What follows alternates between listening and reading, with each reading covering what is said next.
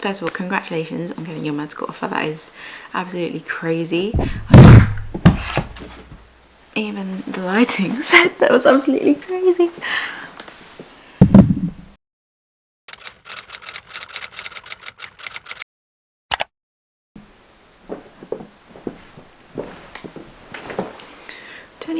Do I need to sit up? Oh, hopefully you can see me. Okay, so when I saw people in med school doing YouTube and not uploading in 2 months, I was like, what are they doing? They can't manage their time well. What is this regular upload schedule? I understand now. So apologies for basically disappearing, but hi, my name's Mez. Welcome back to my channel. I'm currently a second year medical student at Barts in London, and yeah.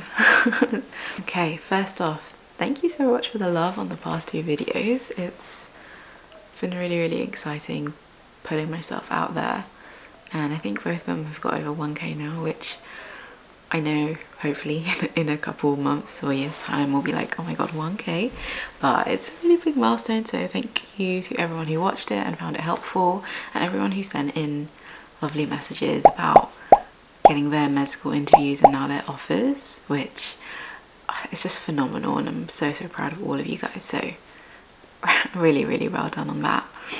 Keep them coming in, it makes my heart feel nice. So yeah, it's been a busy couple of months. Year 2 just suddenly ramped it up, so I took some time off, even though it's not that serious at all.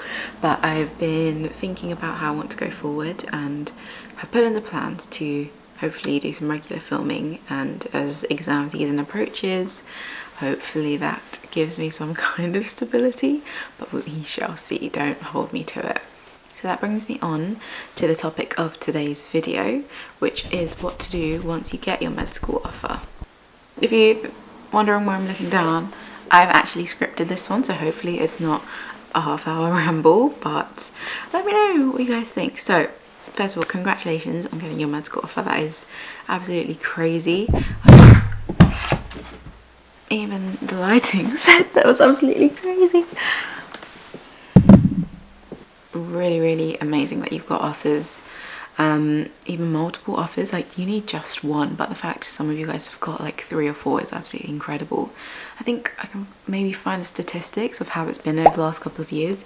It's increased by, well, however much I will put on the screen, but yeah, the first thing you guys should be doing is celebrating. Honestly, it's been a long road. Like, I don't look back on it with much pleasure, because you know, you got your UCAT, your personal statement, m.i.a if you went through that trauma, then like year 13 was crazy, right? And then interviews, and now you've made it. So definitely, if you haven't already, you know, do something to celebrate. Well, it might be a little bit close to exams and Easter's practically over, but hopefully you had time to relax, go out with your friends, go and eat some nice foods, or go to those like bakeries and stuff you've saved on TikTok that I've got like a bunch saved that I want to do. But yeah, really reward yourself because it's worked and you deserve it, definitely. So the next thing I want you guys to do is accept your offer. The amount of people, which isn't a lot, but that forget or miss the deadline on UCAS, oh my god, don't come this far and then miss it for something really stupid. So if you're set on one of the unis that you really want to firm, then absolutely go for it. Press confirm. I know some people are waiting up until the deadline because some universities like to keep you waiting on wait lists and stuff like that. So play it strategic. If you're struggling to decide between, oh, what do I want to firm, what do I want to insure, my advice would be pick the one you know you're gonna get the grades for, because it's so heartbreaking doing all this work and then missing it because you got an A instead of a star and stuff like that. So be realistic with yourself. You know, you still got some time before your exams, but think, okay, realistically, am I gonna get that grade in chemistry or maths or biology or whichever subject, and apply strategically. Any med school you go to, you get an MBBS out of it, and some med schools you get even more if you intercalate.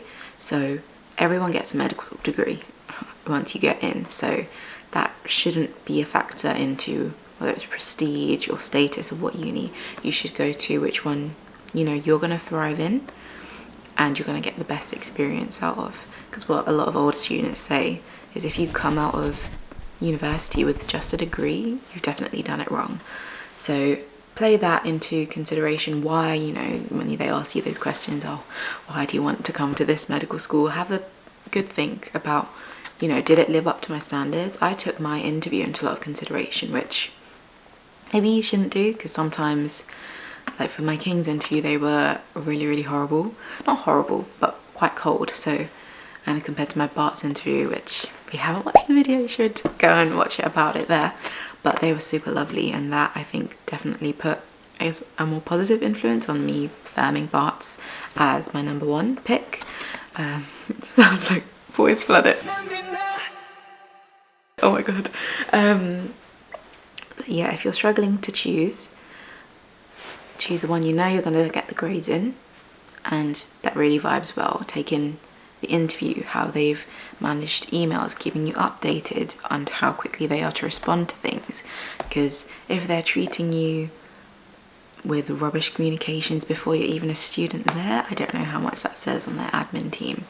So that's just something else to consider as well.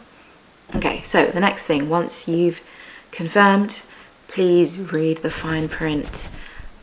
Most of you guys will be getting conditional offers, which means you have to achieve either the A-level grades or the IB or whatever end of school exams you guys are taking. But some of you might have unconditional offers, which means you guys can just chill out for the rest of term before you start med school, which is really exciting. So read the fine print, make sure you know what grades they want you to get, because sometimes they might nicely lower them, which is great, or sometimes it shouldn't be higher than you're expecting, but just double check. If something doesn't look right than what you've expected it to be, get in contact with them, because, you know, everyone's human. Sometimes they make mistakes. I think, is there a story of one time? No, there isn't. I was gonna make up a story, but let's not. Okay, so once you've checked your fine print, also make sure if you need to submit any documents. Usually you don't have to until you've accepted your offer on results day, but again, there's no harm in checking if you need to send things like immunizations, or, you know, that you've got all your vaccines done, things like that. You shouldn't have to, but again, there's no harm in checking. Usually once you accept your offer, and if it's before the deadline for the whole of UCAS, I think it's in June, but again, I'm not UCAS, so do your own research, is planning your accommodation and your finances. So this is really exciting, because I think for a lot of people, if not 100%, it's the first time you guys are thinking of moving away and things like that. So I can speak on experience from Bart's, at least. As soon as you accept your offer, and once the accommodation application's open, you can select it straight away. So make sure you jump on that, because I think it is, for most of them, a first come first serve basis. So for my Bart's incoming medics, I am thinking or hoping to do a video on the accommodation, because I've been to both and I definitely have a preference for one, but I'm a commuter, so I've only been around when there's been friends and stuff. So hopefully I can get in touch with some people and maybe give you a little tour or something. I don't know, we'll see how it goes. But yeah, any med school or any university in general, make sure you jump on the accommodation if you need to move out or if you want to. And also check out finances, not only from like a budgeting perspective, because that's really good to get into before you just get like a lump sum of student finance and then I'm really tempted to blow it all. But things like scholarships And bursaries, if you fit under the widening access criteria, they're really, really good to get on now, because a lot of the time it's a very long, tedious process. So if you are on top of it and get started now, then it's just going to be less of a headache once it comes to exams and things like that. I think some universities give prizes for interview performance, or maybe personal statement. I'm not 100% on that, but again, check if you have the ability to do that, or if you need to write an essay or something. Again, I think that's a bit extra, but if you've got the free time somehow, there's nothing stopping you. So yeah, check out finances and make sure you're all sorted on that end.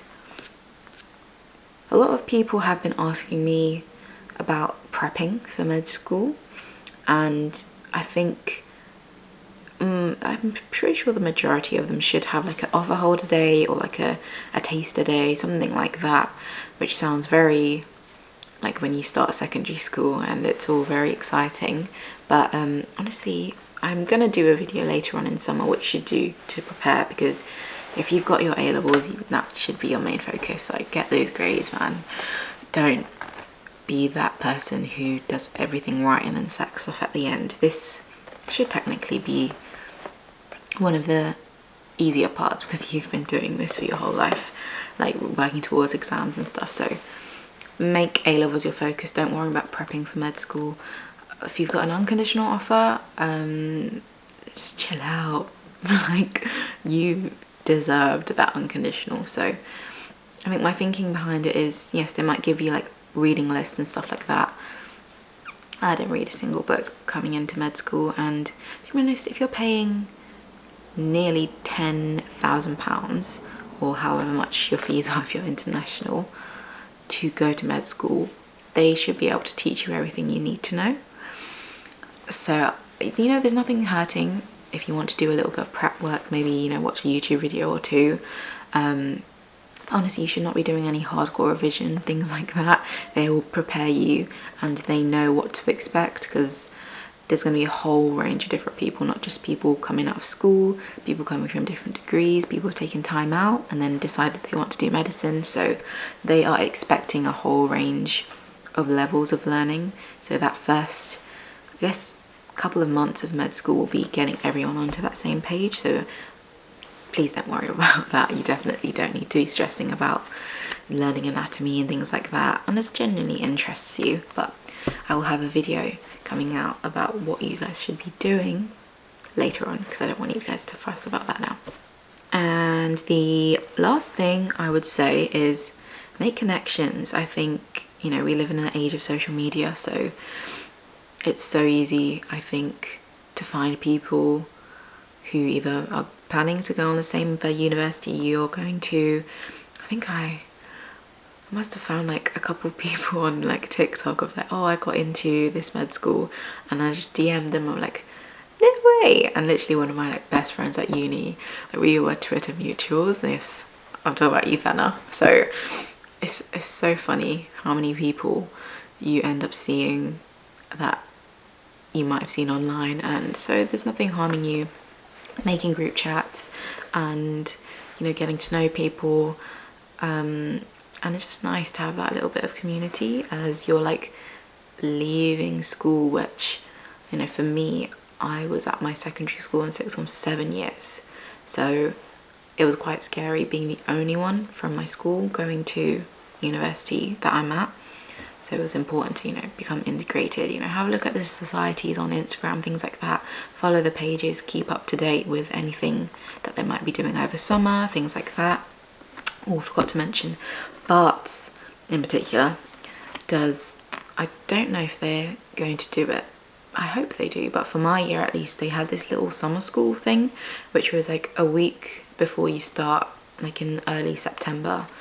They did this like taster lecture sessions to kind of give you an idea of what university learning is like, and I think they had something on note taking at uni, and it was just really nice to kind of gauge, you know, what it's going to be like, and not just being thrown in blindly. Again, I'm planning on doing an in-depth review of my, I should have done it last year, but my pre-clin slash clin, it's kind of all integrated at Barts. But my first 2 years of medical school, a big review, what it's been like, reflections, because I think I need to reflect on what's happened before I go into hospitals in a couple of months, which is so crazy, but there we go. And yeah, if you haven't made a LinkedIn page already, what are you doing? I think I quite like it because it motivates me to want to do better, but I guess some people might not see it as that when it just seems like everyone's posting about all of the achievements and the different wonderful things they've been doing. But I think it's nice to have a record of what you've done, especially you guys as, you know, medical incoming students. That's what a lot of people put, like undergraduate incoming, or incoming undergraduate, or incoming medical student at this university. It just sounds really nice that, you know, you've worked hard and you deserve that title, and all of the things you put in your personal statement, your grades, everything, definitely be putting that on there, and, you know, be connecting with people who are either medical students there, and you can kind of see the things that they've been doing, so you can kind of get a plan or a feel for what you guys might want to be doing at medical school. Even maybe not professors, but once you get into medical school, I would always look up my PBL tutor to see if they were on LinkedIn, and I'd be disappointed if they weren't. But, you know, the odd time they were, and I'd be like, oh wow, that's really cool, they've done all of this amazing stuff. So your, what is it called, online presence, or like, not carbon footprint, your online digital footprint, that's the one, starts now. So make the most of it. So that's 5 things I would do. Oh, make sure you get your feedback. A cheeky number 6. I've talked a little bit about getting feedback in my previous video related to Barts, but for any university, definitely ask for feedback if you haven't already, because even if you got an offer, it's just a bit of an ego boost really, of, you know, emailing in and saying, hi, my name is YN, please can I have my feedback for the A100, or whatever the course code is for yours, medicine application cycle, and then you give a year. I'll put like a screenshot of what I sent to the email, and usually, I mean for Barts at least, you have to send a scan of your passport to confirm your identity, and make sure you ask not only your score, but what the, not average score was, but the cutoff for the interview. So because that's really not important, but it's nice to know how far off you were and things like that, and also it's good information for the next year. So anyone at Barts, let me know if you get a hold of that. I'd say for me personally, I asked for feedback once my exams were over, and my cohort's exams were a little bit different, so that was around like the end of May. I think maybe asking now, you might not get an immediate response because they're sorting through giving offers, getting accepted, things like that. So hold out if you can, and vice versa. Even if you didn't get an offer, definitely get feedback if you can. But don't be disheartened if you don't get feedback, because I know people in my year group in second year who still have not received their feedback from their med school interviews, which is crazy. But Barts is not one of those universities, no shade. But yeah, recap. The 6 things you should do. 1, celebrate. You deserved it. It's been a long road, a lot longer than most people, so make sure you do that. 2, review the conditions of your offer. It's so important. Double check you're going to get the grades, and make sure you firm the one you genuinely want to go to, not the one where it's like, oh, just in case if I don't make the grades, things like that. Be sure, take your interview experience into consideration. And yeah, so 3, planning your accommodation finances. Get onto the website if you need to do that. It's pretty sure going to be a first come first served thing for accommodation. If not, I know some universities, I think my friends they had to do like a questionnaire to see like what flat they would get paired with people, which I think is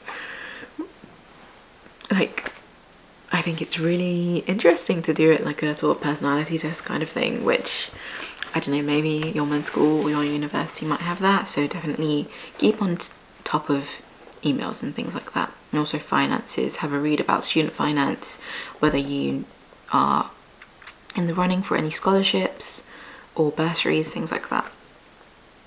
And then for preparing, don't but if you want to, have a look on YouTube and look forward to my video coming out soon. And number 5, make connections, whether it's on social media or in-person days, or even just, you know, drop me a message saying, you know, can you get me in contact with people at this medical school. I'm pretty sure I know someone from every single medical school bar the newer ones, but give me a shout and hopefully I can make something work for you guys and get feedback, because it's always good to, you know, add to your portfolio and things like that, and it's just a nice ego boost. But yeah, so getting an offer into medical school is a huge achievement, so by following these steps hopefully you can make the most of it and set yourself up for success. And remember, stay organized, try and chill out as much as you can. I know it's getting into the terrors of exam season, but look after yourselves. Make sure you try your best to get the grades, because the year 13 summer is phenomenal, and once you know you've done your best, then results day will be a dream. But any questions, please leave them below, and please keep the messages coming in. But yeah, thank you guys for watching, and I will see you in the next one. Bye.